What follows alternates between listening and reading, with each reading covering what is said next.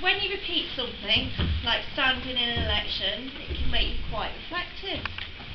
Last time I stood in the general election, I did so alongside Dave and Rob Windsor. Dave's commitment to the people of Coventry speaks for itself. It's times like these that Rob's amazing presence as a class fighter will be greatly missed. But I'm so glad to be standing alongside Judy Griffiths. It's a real honour and a privilege. She works tirelessly in the CWU to protect her members and campaign for better conditions of service.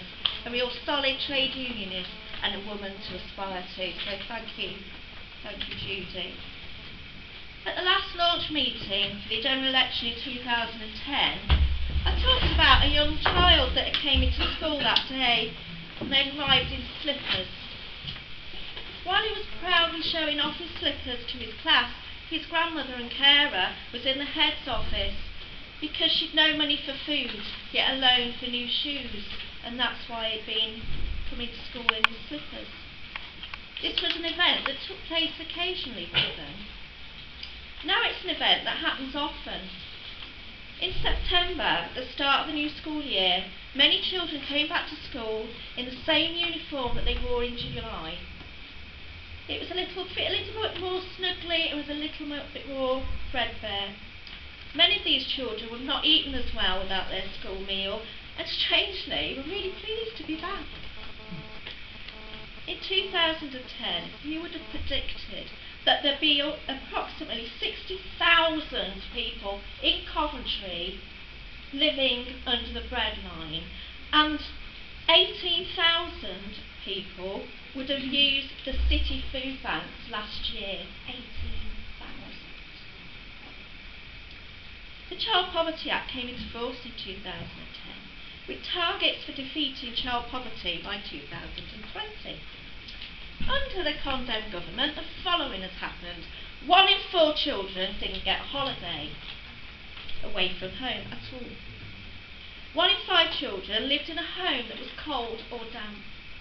1 in 10 children do not own a warm coat or two pairs of shoes.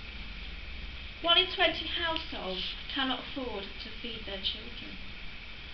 We've had couples, families and individuals, particularly those with a disability, whose lives have ended because of benefit sanctions and cuts, and this is shameful.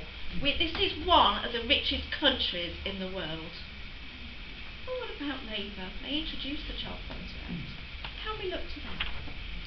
Well, clearly not, as austerity measures against the poorest will still be continued with so-called soft cuts. In Coventry, what does this look like? Well, the Labour Council has pledged to close libraries. Some of those libraries have been around for over 100 years. They survived the Depression, but they won't survive Labour. Children's centres, youth centres will be cut. And crucially, many more people will be made redundant. Those people who have families in the city, with children that attend our schools. They have an award for being the best cutting council. What we need in this area is a council full of councillors standing up for the people of Coventry and saying no to any cuts.